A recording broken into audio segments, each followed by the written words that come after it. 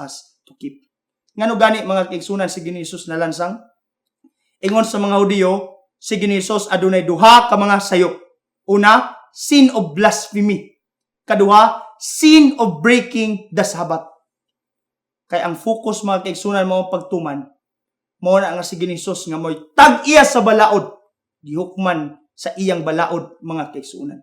Ang Hudiyo, wala na kabalo nga ang ilang gilansang mao ang tag-iya ug basihanan sa mao nga pagkalansang mga kaigsunan. So, atong tan-awon nga ang pagsunod sa balaod sa Dios diya sa gawas dili garantiya mga kaigsunan sa atong relasyon sa Ginoo. So unsa man jud ang pagtuman? Unsa man ang ato ang pagtuman sa adlaw ipapahulay? Simple ra mga kaigsunan. Ang relasyon mo ang atong pundasyon. Ayaw ka problema unsa ang pagtuman sa adlaw ipapahulay. Apan kita magbuhat nga dai maayong relasyon sa Ginoo o musunod ra ang pagtuman mga kaigsunan. Ang problema nato sige tagbantay unsa may buhaton ug dili angay buhaton sa adlaw ipapahulay. Apan ang kulang ra jud mga kaigsunan, makigsuot ta sa Dios ug ang pagbuhat unsay maayo musunod ra kana. The very foundation of keeping is having first the relationship, and it's a joyful experience mga kaigsunan. Kung wala tay maayong relasyon sa Ginoo, dili jud ta makasunod sa iyang mga sugo ug dili malipayon ng atong kasinatian. So kung gusto mo mga kaigsunan nga din sa matag adlaw ipapahulay, nindot ang inyong pagpaminaw, nindot inyong pag-awit ug nindot ang inyong kasinatian. Makigrelasyon sa Ginoo sa tibok semana ug ang pagtuman sa adlaw ipapahulay mo resulta ra kana tungod sa atong relasyon mga kaigsunan. Marcos 2:27-28. O siya mingon kanila, ang adlaw ipapahulay gihimo alang sa tao ug dili ang tao alang sa adlaw ipapahulay. Busa ang anak sa tao Ginoo sa adlaw nga igpapahulay. Mga kaigsunan, himuon nato si Ginisus nga Ginoo o sentro sa adlaw nga igpapahulay. Ang adlaw igpapahulay gihatag alang sa tao, dili ang tao alang sa adlaw igpapahulay. Ang kalo gihimo alang sa ulo, dili ang ulo para sa kalo. Ang buot pasabot ni ana mga kaigsunan, ang adlaw ipapahulay gihatag sa Dios aron kita makapahulay ug magmalipayon sa iyang presensya mga kaigsunan. Mo na ingon si Ginisus, ang adlaw ipapahulay gihimo sa alang sa tao. Buot pasabot adunay benepisyo ang adlaw ipapahulay sa atong kinabuhi. Makapahulay kita kang Ginisus sa pagdawat sa iyang imbitasyon. Makapahulay kita sa adlaw ipapahulay emotionally, psychologically, and spiritually. Ang ato nga mga bulog-aton sa sala, ang atong mga kasaypanan ug atong mga kahadlok, atong mahatag diha sa atong Ginoo. Ang benepisyo sa adlaw ipapahulay mao nga diin kita makasinati og kalipay diha sa physical rest. Mausab ang rhythm sa atong hunahuna o espiritu mga kaigsunan. Ug atong mabati ang maong pagkuha sa atong mga bulog-aton o sa atong mga stress sa atong adlaw-adlaw nga pagkinabuhi. We strengthen our mental sharpness and physical strength. We acquire a feeling of identity nga kita gibuhat sa dagway sa Dios o kita nakikauban diha kaniya. Kita nahimong suod sa Dios tungod sa adlaw igpapahulay. Ang adlaw ipapahulay naghatag nato paglaom diha sa unahan. Kay kini bisan sa bagong langit ug sa bagong yuta mga kaigsunan, ang adlaw ipapahulay naa sa gihapon. Ug sa adlaw ipapahulay makahinumdum kita sa maong naglalang nga ni kanato. Ikatulo mga kaigsunan, kining health reform. Conservative ra pud ta kumayon ta nga mag-vegetarian ta aron maluwas. Pero liberal ra pud ta kung dili ta magabantay sa atong ginakaon ug wala tay pagkontrolar sa atong ginakaon. Sa katulong Juan 2 nag-ingon, hinigugma, gipanginaot ko nga magmauswagon unta ikaw sa tanang butang ug magmaayo ka sa panglawas. Maingon nga nasayran ko nga mauswagon ang imong kalag. Ang gusto sa Dios mga kaigsunan nga magtagad kita sa atong mga lawas aron kita magmalampuson o kita mahimo nga maayo nga saksi alang kaniya sa dugay nga panahon. Mo bitaw na nay pangutana. Did Ellen White say whether it is sin to eat meat or not? Tanawa unsa ingon ni Ellen White. MS 15/18/89.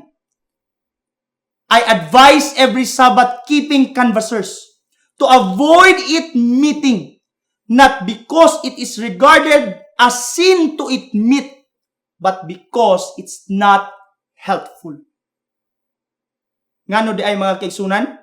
Kay dili kini makakontribute sa atong maayong panglawas. Busa, nag-ingon siya sa Testimonies for the Church, Volume 9, page 159. We do not mark any precise line to be followed in diet, but we do say that in countries where there are fruits, grains, and nuts in abundance, flesh food is not the right food for God's people. Mo nang giingon ni Ellen White. Na kung naay gulay mga kaigsunan, mas maayo nga kana ang atong kanon. Pero naman diyay gipakaon po nga karne sa Dios. Kung imong kanon ang gipakaon nga karne sa Ginoo, way sala.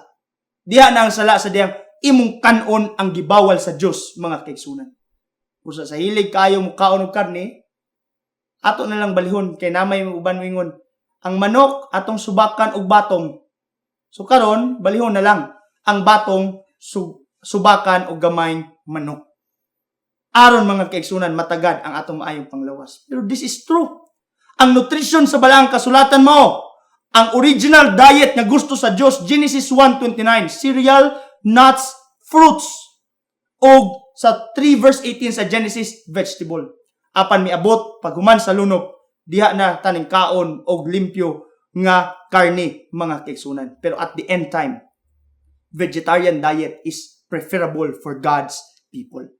Ang balanced diet mga kaigsunan kinahanglan nga atong batnan. So adunay group 1, group 2 o group 3 dire. Nga gitawag na tog food pyramid. Kining group 1 kinahanglan atong kanon sa daghan kung mahimo fruits, cereals and vegetables. Kining group 2 tama-tama lang, legumes, nuts, eggs, milk, and dairy products. Pero, ang small quantities, kining group 3, fats, sugars, and sweets. Pero problema na ito magkaigsunan, kining group 3, daghan atong ginakaon. Kining group 1, gamay-gamay atong ginakaon. Pero magkaigsunan, it's good to have a balanced diet. So, ako i-promote ang mission, no? Sa mission ay cinnamon bread, sa mission ay soya milk. Sa mission, mga nutritious foods. Kung gusto mo mga kaigsuunan o kanang karne jod, pero naaman po kanang alternative sa karne, naapod mga kaigsuunan. Organic rice, na sa atong mission. Na ay mga veggie franks, veggie sausage, veggie meat. Ato na mga kaigsuunan. O kana mo atong mga alternatives para kita mo adto diha sa good and healthy diet. So your diet must be well balanced. Don't consume too much fats, salts, or sugar. Don't eat to excess. Don't eat less food than needed. Be sure of consuming enough vitamin B12 because your body needs it. If there is any food that disagrees with you, don't eat it. Even it's a healthy food. Ang prinsipyo na jud sa healthy lifestyle mga kaigsunan. Unang Korinto 10:31. Bisag unsang imong kanon ug imnon, buhata ka na sa pagkimaya sa Ginoo. Gusto tagmayong panglawas mga kaigsunan? Dugay na yung ginalecture nato. New start, nutrition, exercise, water, sunshine, temperance, air, rest, and trust in God. Dili lang sa pagkaon, nga diin makabaton kitag maayong panglawas, apan pinaagi ni new start nga gi-introduce kanato mga kaigsunan. Nakainomdom mo? Niining oldest living person in the world nga usa ka Pilipina, Seventh-day Adventist, bag-o ra ni namatay si nanay. Pero mga kaigsunan ni abot pa jud siya sa tuig 2021. Ug ang iyang edad mga kaigsunan is 120 plus. Pero unsa iyang sikreto? Matud pa niya. He is eating a vegetarian diet. He is concerned in her health mga kaigsunan. Kaupat, returning of tithes and giving of offerings. Conservative ra pud ta kung muhatag ta, ipakita jud. Liberal ra pud ta mga kaigsunan, kung di pud ta muuli og ikapulo og muhatag og halad. Konserbatibo ra pud ta kung nagahatag tag ikapulo og halad para mamaluwas. Pero liberal ra pud ta kung muhatag lang kung ganahan. O kung kita nagatulis sa bahin sa Ginoo, intentional or unintentional, mga kaigsunan. Malakyas 3:8. Makapanulis ba ang tao sa Dios? O nagapanulis kamo kanako? Apan sila moingon, sa unsa nga bahin kamo nanulis kanimo? Sa ikapulo o sa mga halad. Dadaang tanang ikapulo sa balay tipiganan. Aron may kalanon sa akong balay. O sulayi ako karon nagaingon ang Dios sa mga panon. Dili ba ablihan ko ang tabuanan sa langit? O ibubo ang panalangin nga wala na igong kabutangan ni ini. Ang saad sa Dios, mga kaigsunan, kung magmatinud-anon ta sa pag-uli sa halad o ikapulo. Kana, mga kaigsunan, atong giila nga ang Dios mo'y tag-iya sa tanang butang. Usay magod mangutan na ta, Pastor, sige kung ulig kapulo, sige kung hatag halad, asam ng panalangin nga wala igong kabutangan? Usay mga kaigsunan, ang panalangin nga wala igong kabutangan, ang atong ununa, kwarta ra jud. Kana di ay maayong panglawas. Kana di ay maayong relasyon sa panimalay. Kana di ay nakahuman ang imong mga kabataan. Kana di ay nagpadayon tas pag-alagad, mga kaigsunan. Dili ba na panalangin nga wala igong kabutangan? Mga kaigsunan, sa dihang magmatinud-anon tas ikapulo og halad, adunay pinasahi nga panalangin ang Dios nga ni kanato. Ikalima, worship, attitude, and decorum. Conservative ra pud ta kung sigitag pananaw sa sayop sa uban, sa diha sila nagasimba. Nagatanaw ta sa ilang sayop. Apan liberal ra pud ta, mga kaigsunan, sa atong pagsimba. Kung sa matag adlaw ipapahulay, sige tagdula sa atong laptop, sa inyong notebook, labi na sa iPhone, sa mga iPads, or sa inyong mga cellphone. Sige na tagtanaw sa mga sanina, unya sa wayon nato dayon. Konserbatibo ra pud ta. Pero liberal ra pud ta igsuon. Kung naga-focus ta, wala ta naga-focus sa atong pagsimba. Kay sige tagstorya sa uban, wala ta minag wali ug usahay ang atong simbahan himo na tong lodge kay diha ta mga tulog, mga kaigsunan. Sumuoni ang atong mga kinaiya sa atong nga pagsimba. Sometimes we are conservative and sometimes we are liberal. Kabalo mo, mga kaigsunan, na bagong nabautismohan sulod ta sa simbahan. Pagsulod niya sa simbahan, palahubog man to sa una. Ang iya yung pinakanindot nga sanina, katura po iyang nadaugan sa inom. Pagsulod sa simbahan, iya man yung gisuot yung paborito nga sanina. Tanduway sa totoong tagumpay. Ang mga kaigsunan pagtanaw, simbam ning palahubog. Nya, isuot pa dyan ng tanduway. Nagpaila na yung palahubog. Nakadungog ang bagong nabautismohan. Nabackslide yun, mga kaigsunan. Kay wala sila kabalo nga kadto nga sanina, mo na dito pinakanindot nga sanina sa maong bag-o nga nabautismohan. Pero mga kaigsunan, sa atong pagsimba, unsaon nato? Juan 4:23-24. Si Juan nagdeklarar, ang tinuod nga magasimba sa amahan, sa espiritu o sa kamatuoran.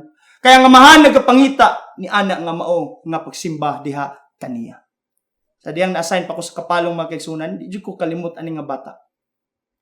Ang iyang mama ug iyang papa ani nga bata bulag. Mao na nga nagpuyo sa iyang lulo ug sa iyang lula. Lumatingala ko sa matag Sabado, muluhod yun na mutapat sa iyang lula og pagsimba og sa pagampo. Ug tan-awan ni mga kaigsunan sa katapusan nga bahin sa picture. Panahon sa intercessory prayer, ang bata ang nag-una-unag duol. Pero ang uban, di dyan muduol intercessory prayer, muduol na basta nanay sakit. Muduol na kung ay kikinahanglan pag-ayo. Pero ang intercessory prayer, mga kaigsunan, dili lang pagduol sa atong mga kasakitan, sa atong mga dreams and ambition. Pero sometimes it's also for praises and thanksgiving to our God. Nalipay ko ani nga bata, mga kaigsunan, ninduol siya sa pag-intercessory ug nag-una-una og luhod alang sa pagampo. Kinipon nga bata dito sa langan, grabe ka maayo mo awit alang sa pagdayeg sa Ginoo. Ingon sa Ellen White sa Testimonies Volume 5, page 492. Alang nis pagsimba. Common talking, whispering, and laughing should not be permitted in the house of worship, either before or after service. Ardent, active piety should characterize the worshiper. If when the people come into the house of worship, they have a genuine reverence for the Lord, and bear in mind that they are in His presence, there will be a sweet eloquence in silence, the whispering and laughing and talking, which might be without sin in a common business place, should find no sanction in the house where God is worshipped. Kana bitong storya ta, hung-hung o pagkatawa nga wala sa lugar mga kaigsunan, labi na sa pagsimba, kinahanglan atong bantayan. Nabito sa adlaw papulay, ang kaigsunan pagsugod sa wali, iyang gibaligya iyang sakyanan mga kaigsunan. Pag human sa wali, nahalin yung sakyanan. Kabalo mo kaigsunan, usay ang Dios nakigstorya sa iyang mga tao. Apa ng mga tao, they pay no attention. Mabitaw na ninangutan nga elder, kinsay Adventist youth diri. Unya, daghan kay nang isa. Ingon po ang elder. Unya, nganong di naman mo mubalik karong Sabado sa hapon? Ganahan ko nga picture mga kaigsunan, si Lolo ug si Lola. Padulong mi mo attend og 10 days of prayer. Wow! Lulo naglula mga kaigsunan. Pero ganahan mo attend og 10 days of prayer. Tanawan niyo yung picture mga kaigsunan. Sa simbahan usay murag wa na tay pagtawad sa atong Ginoo, dulag duta, dula og bisig unsa sa adlaw nga igpapulay. Real talk, kapag church outing, murag bus na puno og pasahero. Pero kapag prayer meeting, tanawa ang picture mga kaigsunan, murag zero jud ang passenger mga kaigsunan. Dili mahadlok, mamalingki, magparty, mag-outing, manarbaho. Pero mahadlok mo simba basig nay virus. Say mga kaigsunan, adunay mga katawanan nga mga butang nga nahitabo sa atong iglesia. Funny how much 100 bills so big when you take it to the church but so small when you take it to the mall. Sa gatos, dako na kaayo simbahan. Parte lang gamaya sa mall mga kaigsunan. O si kaoras nga pagsimba, perting dugaya. Pero sa kaoras magtan-aw og basketball, parte lang dalia mga kaigsunan. Bato-bato sa langit, ang tamaan, magampo. Funny how we can think of anything to say when we pray, but we don't have difficulty thinking of things to talk about to a friend. Magampo ta, lisod kayong mag-istorya sa Ginoo. Lisod taon sa atong istorya. Pero mag-istorya tagtabi, maritis, mga kaigsunan. Tidyong daghana. Say, lisod kay mo basag usa ka kapitulo sa Biblia. Pansayon na kay basahon ang 100 pages nga ebook mga kaigsunan. Kung ang basketball mo overtime, pati na itong lipaya. Rusay, kining wali, pag mo overtime, mga kaigsunan, di na dyan taganahan. May mga takisa man ang wali, di na pa wali sunod ha. Rusay, mga kaigsunan. Pag concert, atubangan dyan ta. Pero pag simba, diha na dyan ta sa likod. Muna nag-ingon ang usher o deacon o deaconesses. May upuan pa po sa harap. Ingon ng mga church attendees, okay na kami dito. Pero pag concert, mga kaigsunan, grabe. Funny how a couple are spent at church, but how short they are watching a movie, playing Dota or Mobile Legends, or computer games. Usahay mga kaigsunan, mo ni ang mahitabo. Ikaunom, worship appearance. Unsa may conservative sa worship dress? Wa ko kabalo unsay conservative. Unsay liberal? Usahay kung magsuot og sando, t-shirt, shorts or jewelry, liberal ra pud ta mga kaigsunan. Ako ning gamiton nga illustration. Kining 20th century, manuot, okay jud kayo. Ganahan jud way buslot. Pero kining 21st century, grabe mga kaigsunan, ganahan jud nga buslot tanan. No? Unsaon na to ni mga kaigsunan? Nga ang standarte sa mga katigulangan ingani man yung saninaan. Muna yung mga batanon unsa man ingani jud inyong pasanina namo. Ngano man day mga kaigsunan, unsa inyong gusto ingon ini? Sa inyong gusto ingon ni ana? Ingon ni ana mga kaigsunan? Mo ba na inyong gusto magsimba? Kini mga kaigsunan, ako na nakuha kong Pastor Serrano. Ingon pa niya nga sa mall, ang sanina, pag naigdaghang buslot, perting mahala. Mga kadugyan mga kaigsunan, kung na dyan ni, mura ingon ni na ang mga butang mga kaigsunan. Pero ingon ang 1 Timothy 2:9-10, ang ato nga standarte is modest apparel. Selected messages, page 277. Na ay tulo kasi ninaan ang babae, ako lang i-summarize. Og naingon pa diri mga kaigsunan, na ay sobra na pud kaayo kataas, na po'y sobra na pud kaayo kamubo, di kaabot sa tuhod. Pero ang ikatulo nga babae nga nakita ni Ellen White, mao nga maayo ang iyang pagkasuot mga kaigsunan sa iyang sanina. Dili external apan unsa sa sulod ang importante mga kaigsunan. Mao na kung magsimba ta, mas maayo jud nga we will wear the best for adore. Mo ni ang mga modest dresses nga dili kay tiniguang, dili po kayo sobra po kasiksi ra kayo mga kaigsunan, but it is a modest dress. Ingon pa diri sa Testimonies volume 6 page 355. Kitang tanan kinahanglan na special Sabbath suit nga atong suoton sa matag adlaw igpapahulay sa atong pagsimba sa atong Ginoo. Ug ang katapusan mga kaigsunan, kini atong daily character and attitude. Conservative ra pud kaayo ta kung mahinawayon ta, masalikwayon ta, mahinukmanon, mapasigarbon sa atong pagkamatarong, nagbaton ta sa pagkadagway sa pagkadiyosnon, makinaugalingon, pagkamanunumbag, palaway, tigimog, balabag, taliwala sa atong isig katao. Konserbatibo ra pud kayo ta mga kaigsunan. Pero liberal ra pud ta.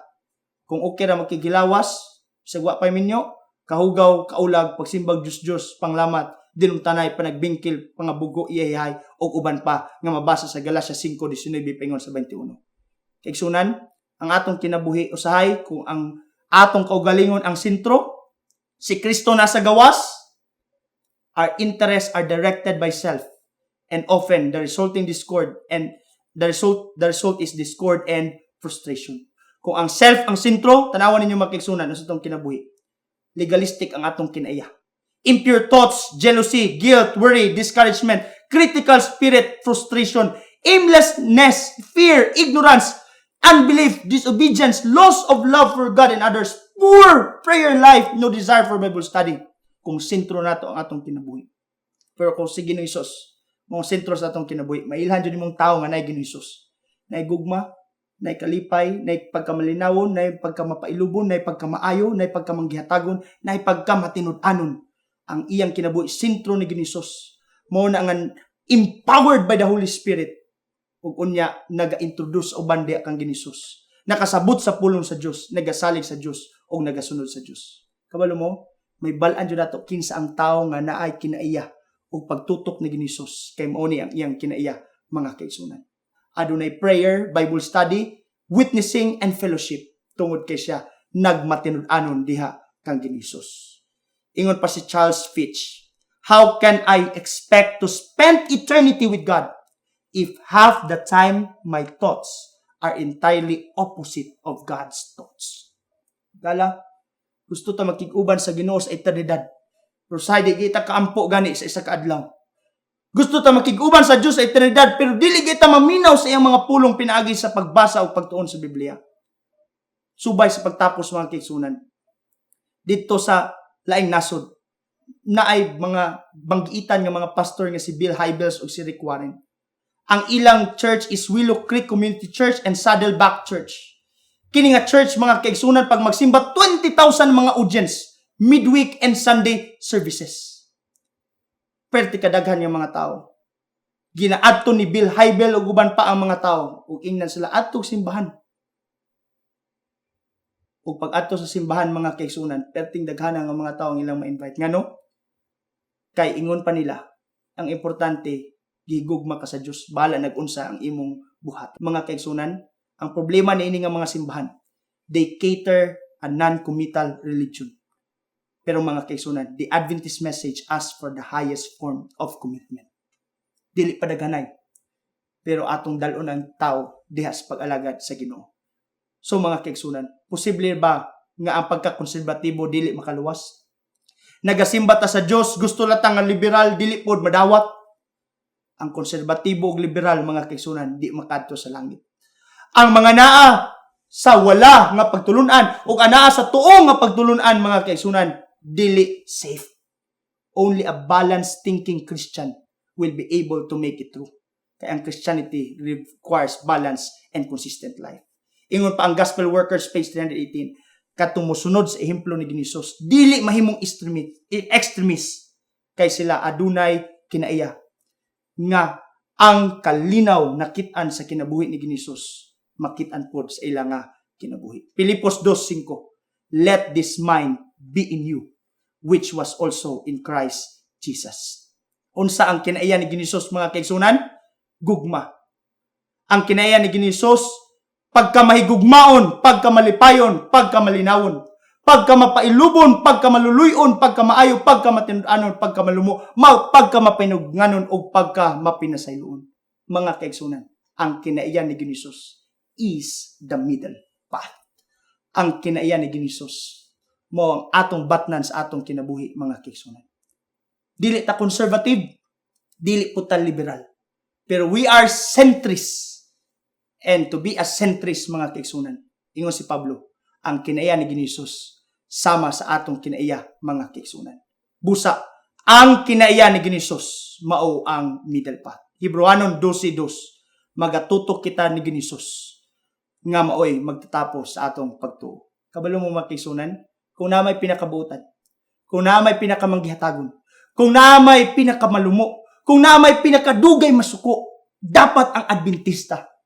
Kaya ang Adventista, nagatutok kang Ginisus mo ang magtatapos sa iyang pagtuo. Mga kaigsunan, magatutok kita diha kang Ginisus. Dili ta moadto sa wala, di po ta moadto sa tuo.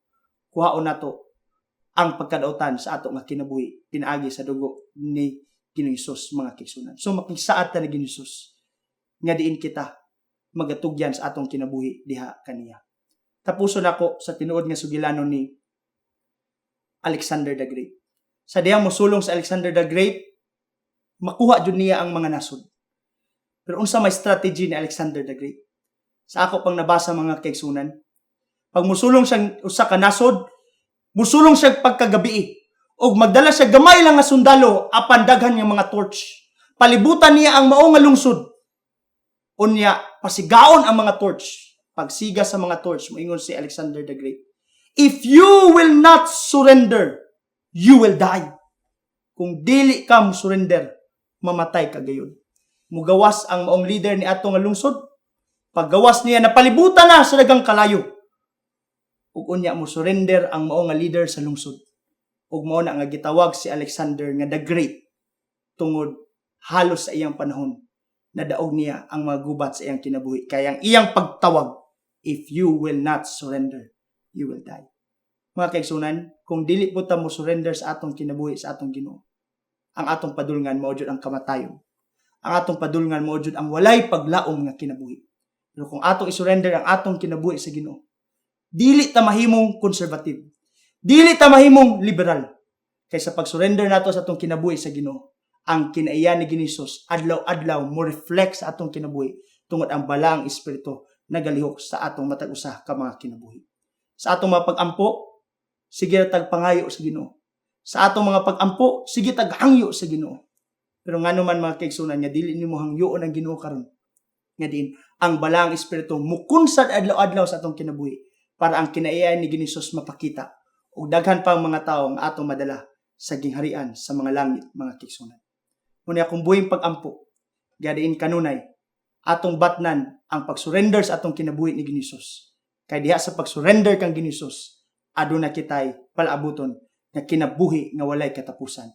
Mo kung buhing pag-ampo ning takna sa kabuntagon, mag-ampo kita. Salamat o Diyos ni ining takna nga diin ikaw naghatag kanamo og mensahe. Nga sa among kinabuhi wala kami lain nga among paggahimuon. Sa pag-surrender ra diha kang Ginoong Hesus. Daghan kamig mga kaluyahon, daghan kamig mga kinayag batasan nga usay mo sangko diha sa pagkakonserbatibo o pagkaliberal. Apan tabangi kami o Dios nga diin sa Ginoong Hesus manaa sa among kinabuhi. Aron sa ingon ni ana, ang kinaiya ni Ginoong Hesus mo reflektar sa among nga kinabuhi. Taliwala sa among mga kakulangon, taliwala sa among mga kasaypanan. Maangko namo ang maong giya o tabang sa balang espiritu nga magamando kanamo sa among pagkinabuhi adlaw-adlaw. Ug unya Ginoo, mapakita namo ang kinabuhi ni Ginisus nga maghatod pud ngadto sa uban sa kaluwasan nga diin imong gihatag sa matag usa kanamo. Salamat o Dios ni ining among pagtuon. Ug salamat pud sa mga viewers ug listeners nga nagapaminaw. Hinaot o Dios ka kini nga mensahe magahatod sa matag usa kanamo sa pagkamatinugyanon adlaw-adlaw aron kami mahulma diha sa imong kahimayaan hangtod makaabot kami ng langitnon nga puloy-anan o kinabuhi nga walay katapusan. Salamat sa imong pagtubag sa among pag-ampo tungod sa ngalan ug gahom ni Ginisus manluluwas. Amen. Kining inyong higala si Pastor Wendell Munggaya Serrano nga inyong igsoon usab magkapadasig sa matag usa kaninyo sa pag-like, pag-share, labaw sa tanan sa pag-subscribe sa atong YouTube channel ng pangalan Wendell Mungaya Serrano ug ayaw kalimot sa pag-click sa notification bell hangtod sa sunod nga higayon magkita na usab kita.